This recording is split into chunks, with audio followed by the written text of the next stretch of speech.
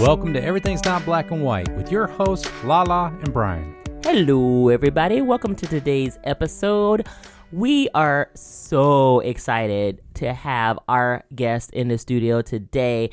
I met this young man, I don't even know, maybe 3 years ago, 4 years ago. It's pre-pandemic. So it had to be at least 4 years ago because it was before the pandemic.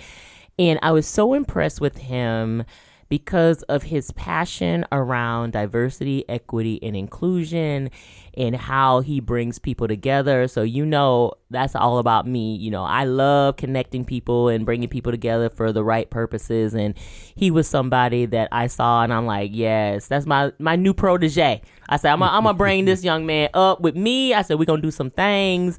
And I told him when we had lunch, I said, you need to be on our podcast. And he was like, La, say less. And I'm like, okay. So I said less, and then we finally got it, and then we're here. So everybody, they, them, us, everybody, welcome Jordan Nishizaki to the Everything's Not Black and White podcast. What's up, Jordan? What's going on? Thank you, Law. Thank you, Brian, so much for having me. Super excited to just be able to share my story. And again, it's centered around relationships, and little do you know, when you meet somebody, where it's going to go. Yeah. But once you build that relationship rooted in trust, the collaboration just continues to expand the work that we are doing in diversity, equity, and inclusion. Absolutely. And we are just so honored to have you here. You have such a beautiful story just of who you are at such a young, tender age. Because, you're literally in between our kids, which I love so much. But I really want you to set the tone for our audience. So, tell us a little bit about yourself. Give our audience a little bit of the juice. Absolutely. So, Jordan Nishizaki, born and raised here in Westville, Columbus, Ohio.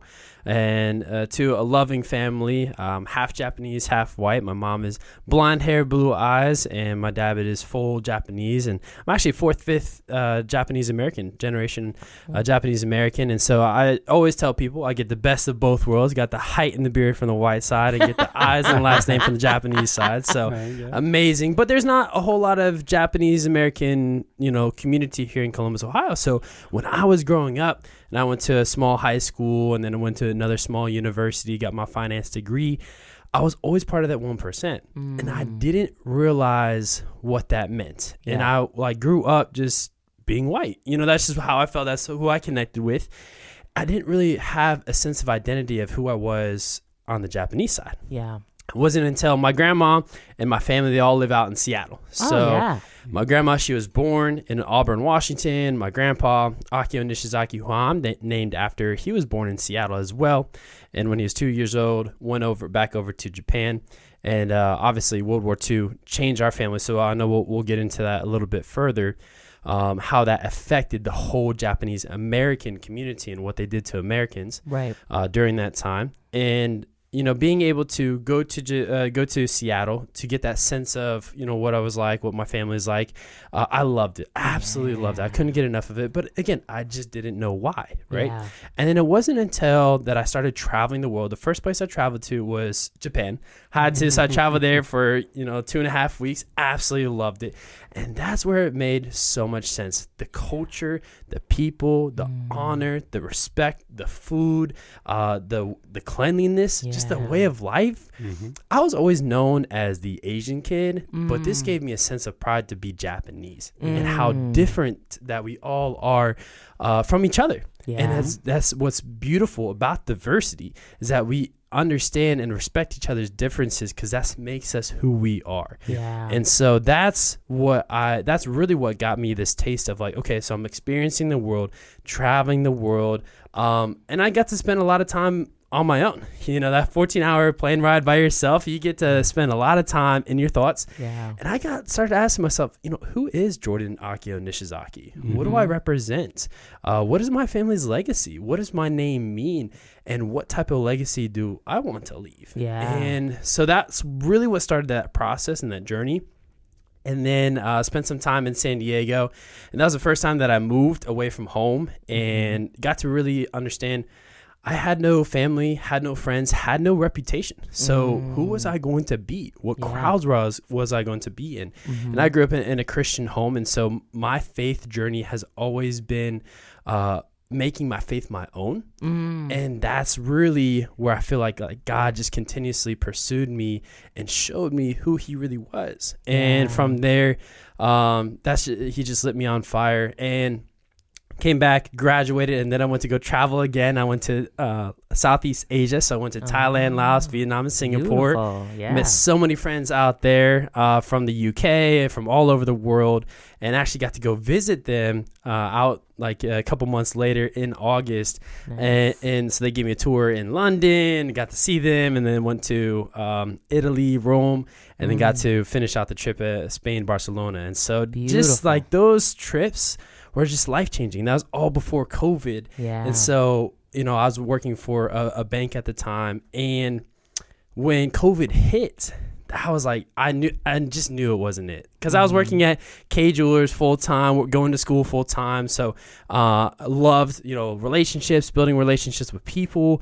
And then, that also gave me the skills, the sales skills to be able to establish my career. And then I just realized that my job at the bank, like this is not it, you know? And so COVID gave me that opportunity to launch J Nish Consulting. And I'll tell you guys, I did not know anything about business. It was a dream to be an entrepreneur, but I had no idea what that actually meant. I wish someone would tell me, like, hey, you're trading your 9 to 5 to work 24/7. Man, listen.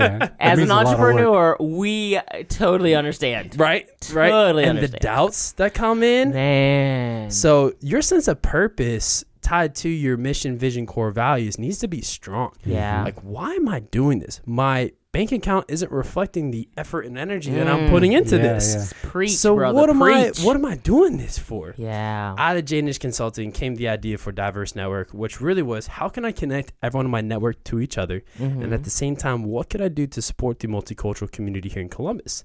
Because one of my first true friends that I met, his name is JJ Phillips, and he's actually now he's my best friend, and he's now my roommate.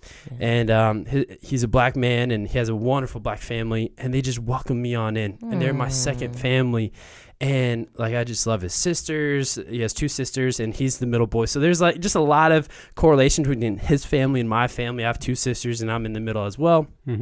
And so like, we just became brothers. And for me, there's so much correlation between the Asian culture and the black culture. 100%. With the way that we're raised, 100%. The respect, the love of food and family. And so it just felt so natural. And again, those were the reasons why I was like, this is what I was missing.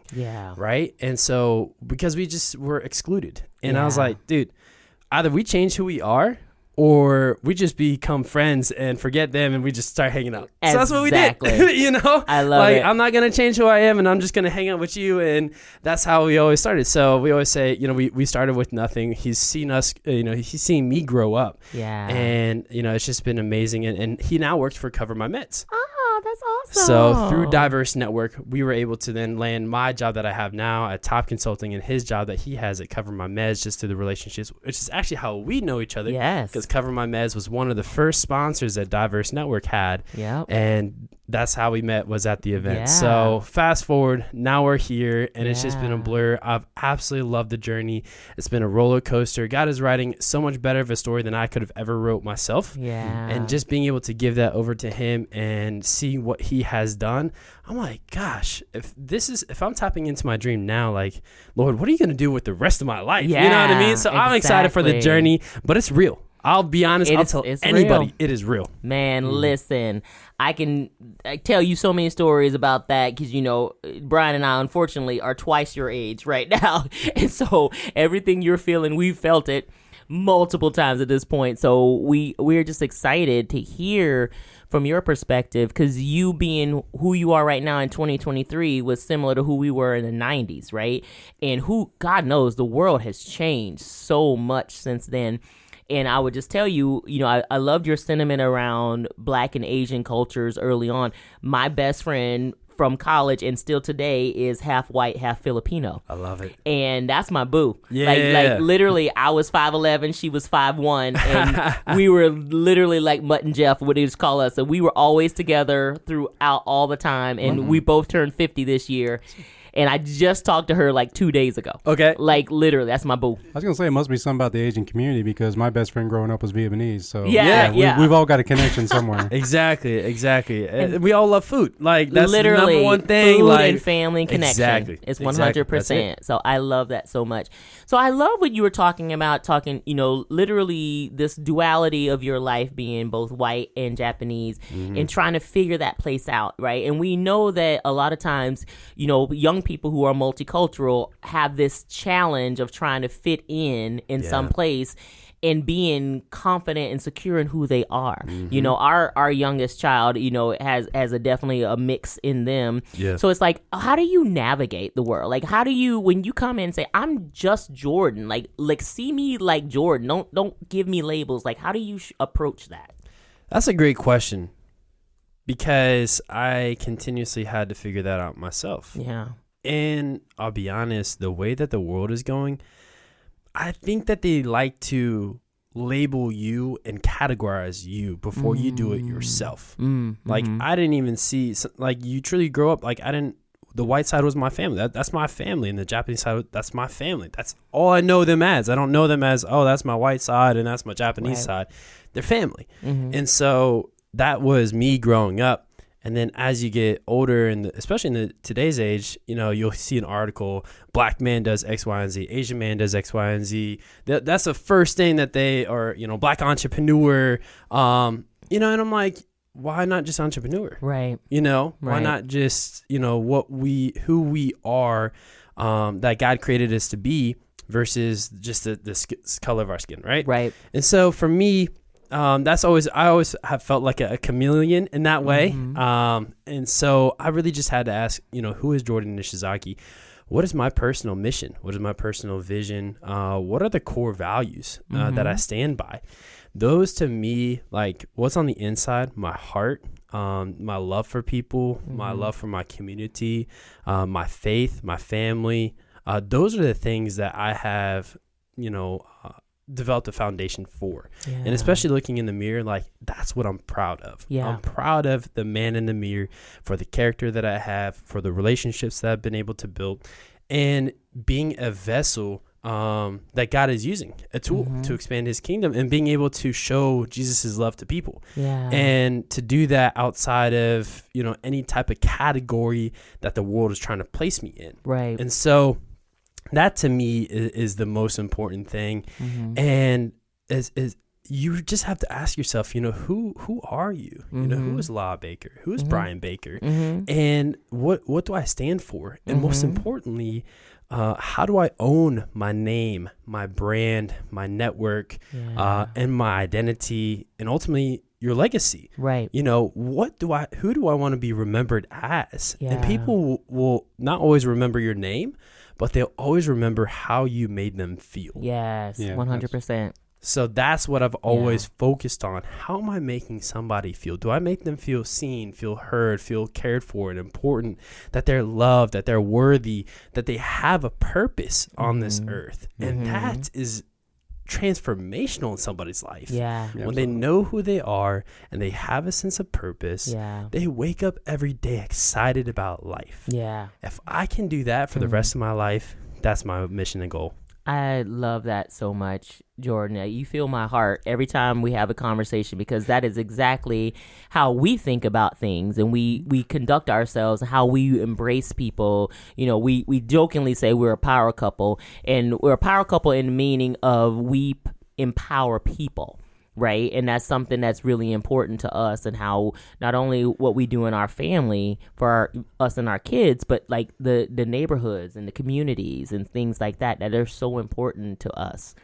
One of the things I think about a lot, and I love this confidence and this love that this emanates from you, and I know, the world around us is very tumultuous, right? Very. I mean, it's very hard. We've had, obviously Black Lives Matter, Stop Asian Hate, a whole bunch of things that directly affect both of us, right? And the people that we love. But then also, because you are a man of faith, I think about some of the people who claim Christianity and use it as racism and oppression and discrimination. Sadly. Like, how do you navigate through all of those things? Because there's all those things coming at you. Like, how do you navigate through that? It's tough. And especially the stereotypes. Mm-hmm. And, I can't right somebody's wrong. Yeah. There's been a lot of wrong. And it's sad. It hurts. It breaks my heart. Whether it's the Asian hate, Black Lives Matter, the way a Christian may have made somebody feel, and the church may have made somebody feel, and they're not following God, or they're like, I don't want anything to do with that. I get it. Mm-hmm. I was there. Mm-hmm. The way I was raised, like, it's almost like you had to be perfect in order to be accepted. And that's not who we are. Yeah. God loves us just to come as we are. Yeah. And that's the reason why we need him, is because we are so broken. I'm not perfect. I have my vices. I struggle with my ego every day. Mm-hmm. And, being able to just know that there's somebody that loves me more than I can love myself, more than my parents can love myself or love me. And it's amazing to know that I'm consistently redeemed no matter what I do. And it has helped fill me up and fill my cup with grace, love, and forgiveness, so that I can give that to others. And that is ultimately what has helped me not have such a vendetta against people that have wronged me in my life. I had a big chip on my shoulder against everyone in high school. I'm out to prove them all wrong. I'm out to build something better than they ever could have imagined. Roll up in a vet at the 10-year anniversary reunion, whatever it may be. Like all these things. But it feeds that ego. And for what, though? Right. They're not in my life. Yeah. Right. And even when you do that, like, so what? Right. And so I was like, okay, I need to forgive them. Yeah. And they didn't know better. And because we were all just kids.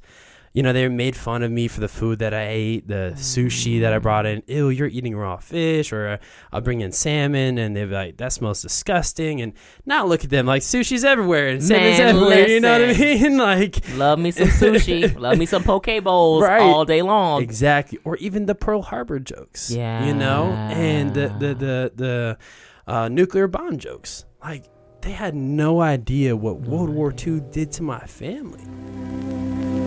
When the Japanese attacked Pearl Harbor, our west coast became a potential combat zone. Living in that zone were more than 100,000 persons of Japanese ancestry, 2/3 of them American citizens, 1/3 aliens. We knew that some among them were potentially dangerous. Most were loyal, but no one knew what would happen among this concentrated population if Japanese forces should try to invade our shores. Military authorities therefore determined that all of them, citizens and aliens alike, would have to move.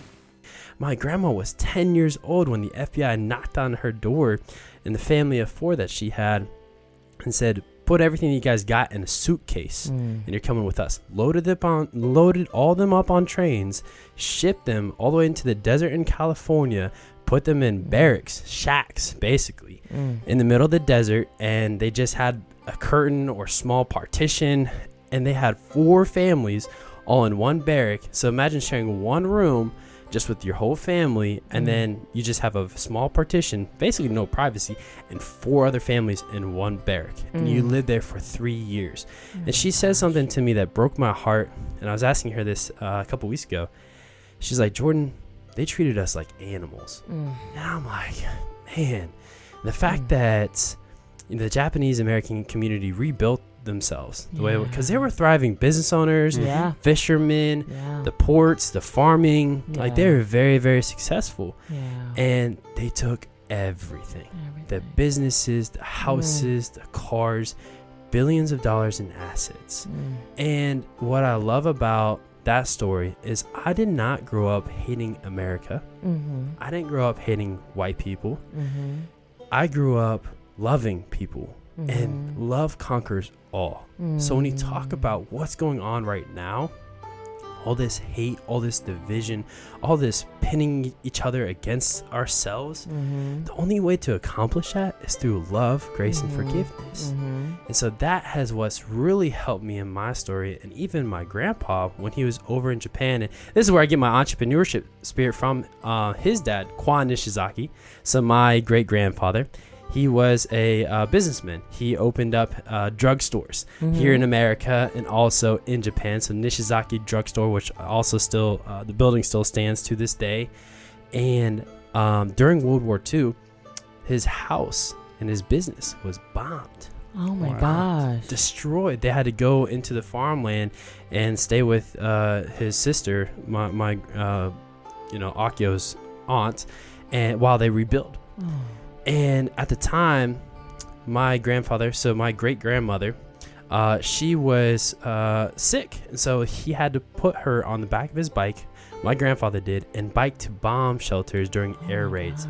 Get this. He comes back over to the States with little to no English, and he actually gets drafted and serves in the U.S. military in the Korean War for 2 years. The same military that destroyed his house, his business, serves. Wow. And he's now able to come back, and he got his degree and all these other things. And just the sacrifice, the perseverance, the strength of my grandparents, they had nothing. And even my grandmother and her family, they were American citizens that they did this to. They had to renounce their citizenship, right? They went back to Japan. So they were foreigners in Japan. They had no country. They were not Americans, even though they were born here. Not Americans, not Japanese citizens. They had no house. They had nothing. And they were able to rebuild their entire lives. And so now having this opportunity, I'm like, I have nothing to complain about. Yeah. Wow. I'm not worried about my house and business getting bombed. Perspective is definitely puts a different twist on it for you. Right. That's and so when you talk about legacy, I have such a pride to be a Nishizaki for those reasons. Because if my grandparents can get through that, then I can definitely get through the things that I'm facing right now. Right. And I can continue to carry on the legacy and do something great with our name because of the sacrifices that they gave so that I could have the opportunity to live the life that I have and just continue in living on my purpose. I that resonates so much with me.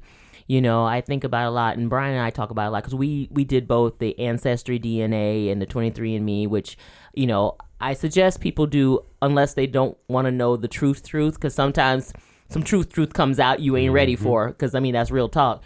But I think about, you know, I have such an oral history for my family because of enslavement in this country. We don't have a lot of actual historical records. Right? It was literally stories passed down between people, which, you know, the game of telephone, you can only get so much, you only know so much, you know, but the only person that I knew was directly my grandmother, my mom's mom, you know, and she was born in 1914, right, in the rural South. Yeah. So, you know, that was nothing nice as a black woman in the rural South in 1914, you know, so she went through a lot. So very similar to what your grandparents went through. You know, my grandmother worked in cotton fields since she was like 6 years old, right? Picking cotton to help take care of her family at 6 years old. Wow. So it's beyond child labor laws, right? Like it was just something that they all had to do. Right. Even my mother, as a 3-year-old, was picking cotton. Wow. And my mother just turned 72 a couple of weeks ago. Oh my gosh. Right? So you think about things that happen in our lifetimes. You know, a lot of times people talk about things like it was so ancient history, like we're beyond that now. Like, no, we're really not. No. We're really not. And the fact that a lot of people don't want to know our history, your history, your family's history, our history, we're doomed to repeat it if we don't know what it is. Right. Especially with what's going on in the world today. We have no idea if World War III is going to come out. Seriously. And the thing that my grandma will never forget is when FDR made an announcement that Japanese are a national security threat. From day to night, that her friends, white friends, become friends to enemies overnight. And Executive Order 9066 was that. And that changed our family's life. And she's like, I just have a disdain taste for FDR just because of what he did. Sure. And so it falls down to leadership. Yeah. Who are the people at the top? Yeah. What is their agenda? And, sometimes that's why I'm like, you know what? I'm going to do what I can. Right. And I'm in my community and, being faithful with little and you'll be faithful with much. And I'm like, let me cherish the relationships that I have and let me tell my family a story so that this doesn't happen again. So say, for example, if we go to war with China, are they going to, label all Chinese Americans as a national security threat and do the same thing? Like, we don't know. Because, again, it's not taught in the history books. Right. No one knows really what happened to the Japanese American community. And so that's why it's my duty to educate people. Yeah. Hey, this is what's happened to my family. This is what happened to your family. Yeah. So that we don't do it again, right. In the future. Right. And so to learn from history and to know that this doesn't solve anything. Nothing. And it changes, oppression changes your DNA. It sure does. Right? And so my grandma and even my dad, they played the safe route. I don't blame them, Who would? Right? And so being an entrepreneur is such a risky thing for them. They're like, I don't know how you do it, Jordan. I'm like, I don't know how you guys are an employee. Like, you know what I mean? Like, I don't know how I can work for somebody else, Right. Like, I want to do my own thing and want to be able to leave my own legacy and design my career and work for the people I want to work with and the clients and things like that. And like, I just love it. Yeah. But knowing my family's history and story, it just empowers me to carry on that legacy. Yeah. And I think that's the thing we tell our kids too, because we both have entrepreneuring kids, right? Our oldest has his own hair salon and has been very successful, a little over almost a year now. Yeah. He's coming close to a year. And then our youngest is still a junior in college, but is a filmmaker, which will be definitely 100% entrepreneurial, and both of them are super creative. I love it. And that was something that I think with both of us growing up, we never even thought we could own our own business. Right. Like, we just thought we'd be working for somebody. Job, yeah. You get a job, you work hard, you spend 20, 30 years. That's what both my parents did, spend 30 years at a company, and lo and behold, we don't have opportunities like that. So you had to change your mindset up, switch gears up. Yeah, exactly. Or, even get a degree. And, even that is not the only option out there now. Right. And that's what we love, and people here on our podcast know, that the DEI world, diversity, equity, inclusion, is ingrained in our family, is in who we are, and you and I have talked about it before, but being a blended interracial family, your family is as well. And both of our kids represent LGBTQ folks. So it's like we talk about this work and who we are 24/7. Yeah. Right? Yeah. And so, but we also get to know each other's feelings and ideas and perspectives, which I think is what's really missing in society today. Like, people just paint this broad brush and say, if you're like this, then this is who you are. Right. And they're not taking the time to get in and really know someone. Yeah. They're letting that bias comes in. We don't listen to each other no more. We don't care to be curious and who is La? Who is Brian? Like, I want to get to know you for who you are, not who I see you as, not who the media paints you to be as, because they have their own agendas and propagandas and et cetera. Like, no, let me get to know who you are, and how can I support you? Once you get to know the person, you're like, I want to help you. How can I help? And having that mindset, having that heart will get you so far in life, because that's just such a true, authentic, genuine mindset to have that's what's missing in this world. Yeah. So that's what I want to be. I want to be that light we talked about. Be a light. Be a light for others. Absolutely. I would love to hear your perspective, because we're Gen Xers, right? So we're way beyond our youthful nature, even though I try to be young. Speak for You're yourself. young for the young at the heart. Young at the heart. Look at Joker. I'm younger than you. Yeah. He's younger than me by 6 months. Okay. 6 months. It's not even that much. It's 6 months. I see you, Brian. But I gotta work with what I got. But I think about your generation, and I am, first of all, so in awe of you all. Like, you have a self-confidence, though, that I think is so unique and different, right? So you're one of the first generations to be born into the internet world, right? Like, you don't know the world without the internet and being connected literally globally. Yeah. And you're watching things happen, and you're watching, honestly, our generation and the generation before us, this kind of muck everything up. like what kind of things are you fearful of, if you're fearful of anything, and I know you are a person of faith, so I won't say that you're fearful of things, because I will say sometimes I'm fearful of things. I would just be honest. I am fearful of things. Yeah. But like, what are you both fearful of, and what are you both hopeful of in your generation for the world in front of you? I would say one thing that I would caution my generation is being too connected. Being addicted to our phones, just flat out. Yeah. And we need to unplug. How important it is to spend time in nature, spend time in solitude. I spent a weekend camping, and I left my phone in the car for the whole weekend. And I'll tell you what, it was the best thing that I ever did. And again, it just reminded me just how much I enjoy life and how much I enjoy nature and being around people. And that's going to be hard. How do we entertain ourselves without the phone? How do we have a dopamine cleanse? Because that's what it is. And it's hard. I'm telling you, it's so hard. So that's going to be my caution to my generation, is to not be so attached to the phone, to have real relationships, to set the phone aside, to almost ignore it.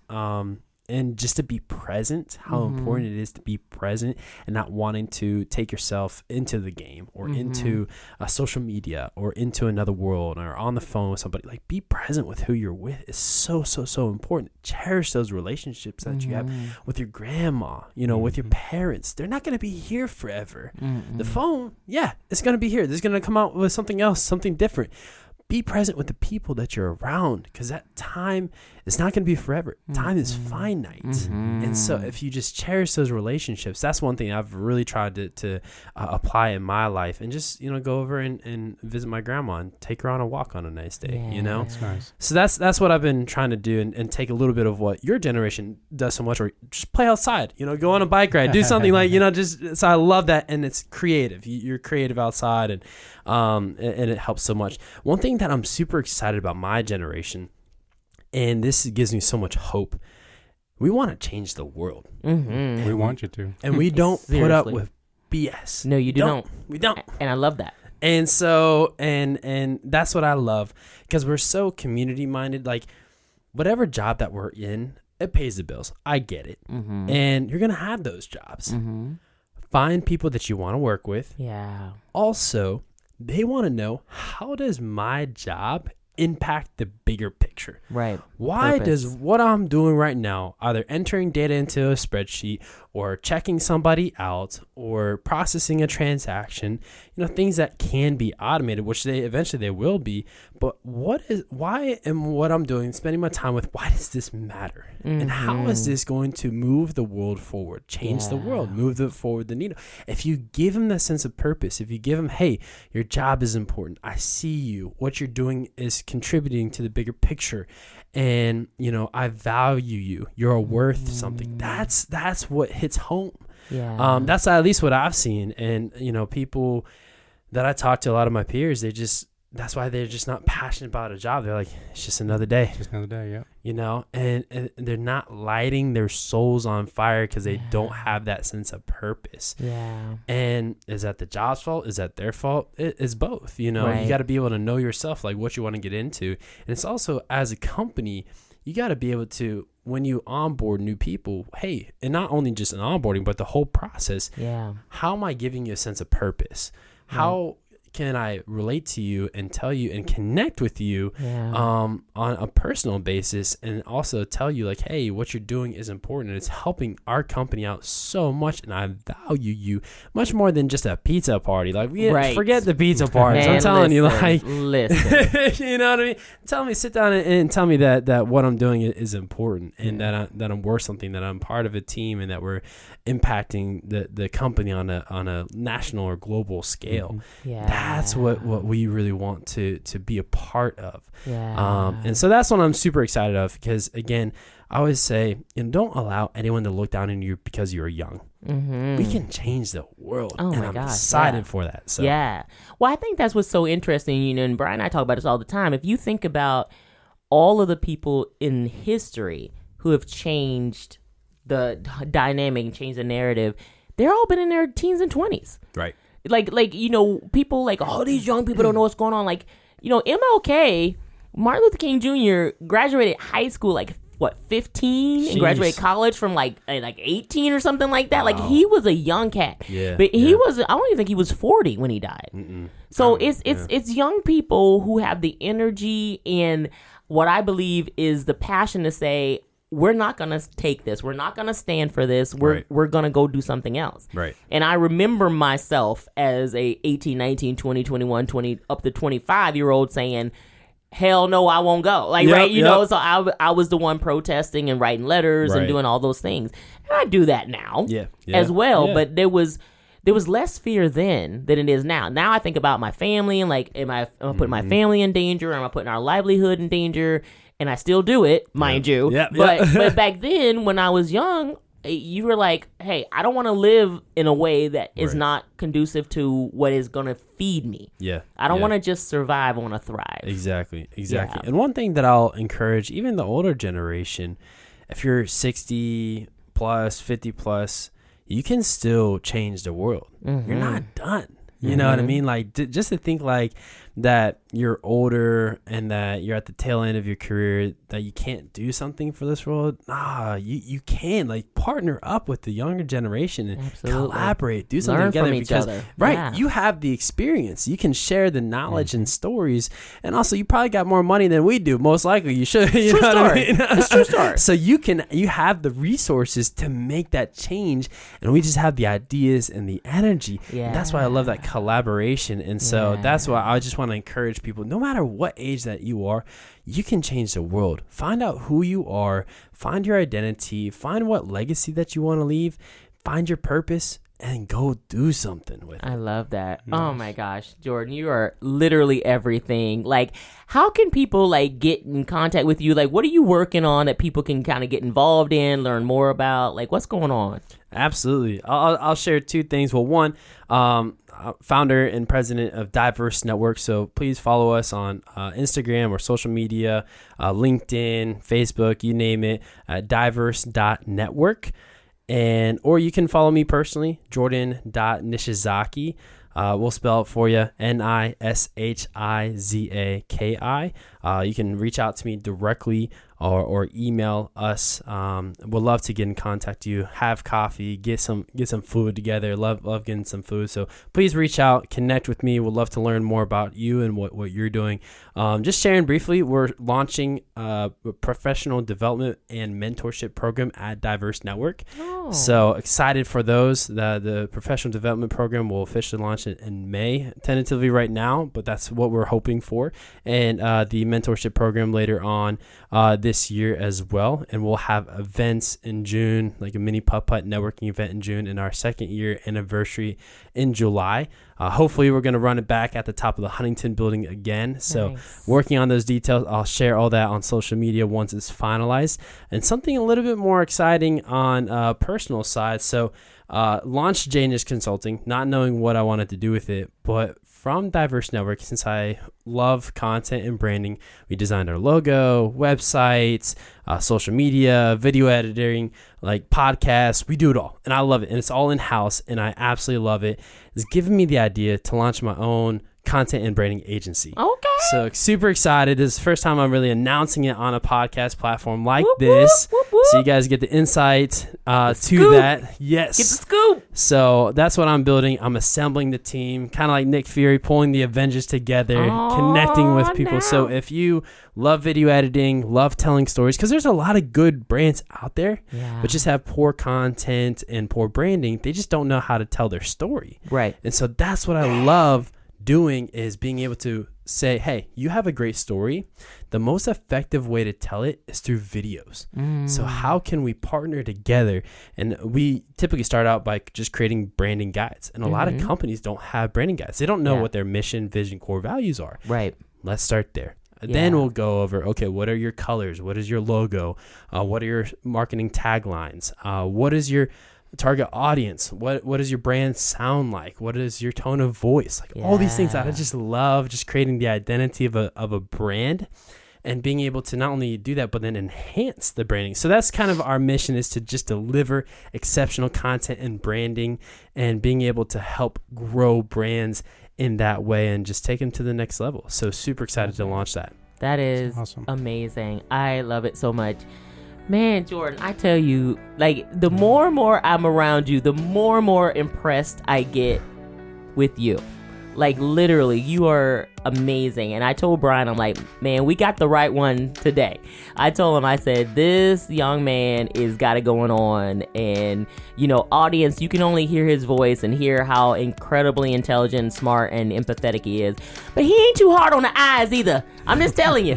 It's a good looking kid. Thank you. Glad to have him here. I'll second that. I have a good reputation at the City of Columbus. I don't know if you know Nina Brooks or all them at the Office of Diversity and Inclusion, but I'm known as the hot Asian in the city, at the City of Columbus, which is not, again, I'm not complaining. That's not a bad thing, but I can back it up with the mind and the intelligence too. So I love not just it. looks. I think we got a show title now. We got the hot Asian. The hot Asian. Come listen to the hot Asian. I like that. See, this is why I love Keanu, because he's my hot Asian. Right. Keanu is my guy. Keanu is my guy. That is awesome. Oh, Jordan, we are so grateful to have you here to share this knowledge, to share your history and your story. I so appreciate the legacy that your grandparents have left, and now that you get to continue. Absolutely. It's absolutely beautiful. So thank you for sharing your story on the EMBW podcast. It was beautiful. Absolutely. Thank you just for giving me the platform, just to be able to share this story, and excited to continue to collaborate with you all, and excited for you guys to continue doing your thing. Like, you guys have something special going on.